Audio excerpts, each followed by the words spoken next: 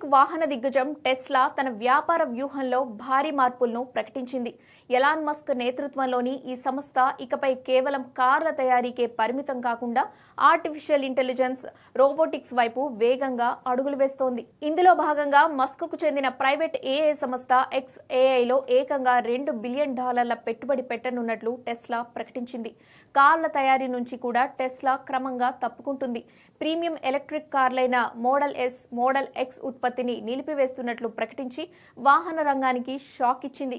కాలిఫోర్నియాలోని Fremont ఫ్యాక్టరీలో ఈ కార్ల తయారీకి కేటాయించిన స్థలాన్ని ఇకపై ఆప్టిమస్ అనే హ్యూమనాయిడ్ రోబోల తయారీకి ఉపయోగించనున్నారు. టెస్లా ఆర్థిక ఫలితాలు ఆశించిన స్థాయిలో లేకపోవడమే ఈ మార్పులకు ప్రధాన కారణంగా కనిపిస్తోంది. 4వ త్రైమాసికంలో కంపెనీ లాభాలు 61% పడిపోయాయి. అంతేకాకుండా ప్రపంచంలోనే అత్యధిక ఈవీలను విక్రయించే సంస్థగా చైనాకు చెందిన BYD దూసుకొచ్చింది. 2025లో టెస్లా అమ్మకాలు 9% తగ్గి 1.64 మిలియన్లకు పడిపోగా BYD 2.26 మిలియన్ల వాహనాలను విక్రయించి అగ్రస్థానంలో నిలిచింది.